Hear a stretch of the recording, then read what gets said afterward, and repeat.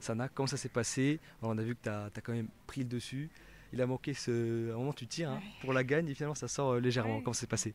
Oui, alors c'était une super partie puisque elle a vraiment très très bien joué. Elle est très calme et elle prend son temps, elle est réfléchie, elle se précipite pas et c'était vraiment une partie agréable. J'ai j'ai bien pointé, ça m'a aidé puisque le terrain était un petit peu mouillé, donc j'ai pas hésité à les porter et à les serrer. Mhm. Et puis c'est vrai qu'au tir, j'ai peut-être fait un petit peu la différence puisque je suis beaucoup plus restée au carreau ou cadré. C'est vrai que cette mène là pour gagner, c'était un peu sévère, mais bon, c'est pas grave. On a fait durer le plaisir. Et voilà, on voit que tu as l'habitude ici à Romans-sur-Isère parce que finale l'année dernière, là encore t'en es carré. Ah, c'est super, j'adore Roman, ça me motive et avec Stéphane, un jour, on aimerait bien, avec mon mari qui s'occupe du handicap, pourquoi pas un jour développer un handisport, ce serait top. Puisque moi, au bout de 4 parties, ça commence à être compliqué puisque la maladie a évolué depuis août dernier. Mais ça me permet de me tenir ici, je me sens bien et avec Stéphane, il fait des belles choses et son équipe. Justement, est-ce que tu peux nous parler un petit peu du club, de l'handipétanque moteur et visuel?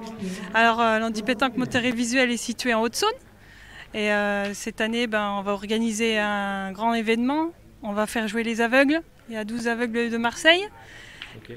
qui viennent jouer, des fauteuils, et des déficients visuels aussi, et des handis debout, les handis invisibles comme moi aussi, qu'on ne voit pas, qui est encore pire.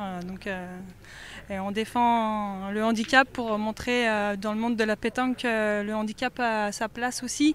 Et on espère un jour pouvoir avoir nos compétitions à nous et pouvoir avoir au moins un championnat de France. Et ben justement, tu as participé à des championnats de France, vraiment en transition parfaite, c'est ce que j'allais mentionner. Voilà, tu as fait 2 championnats de France cette année, comment ça s'est passé? Est-ce qu'avec la maladie, forcément, c'était moins évident? Comment ça s'est passé pour toi? Ouais, c'était difficile puisqu'en mixte avec mon chéri, en plus lui c'était un ex-droitier.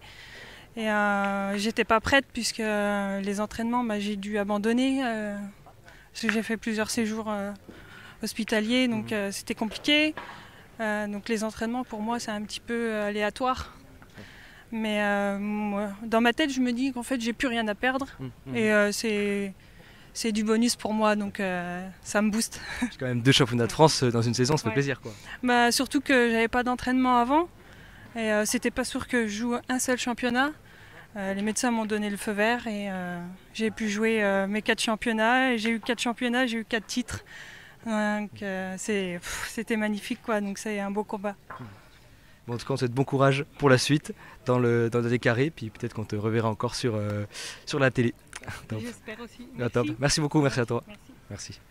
Et donc on se retrouve pour la prochaine partie, très bientôt je pense, histoire que tout le monde ici termine un roman pour ces quarts de finale.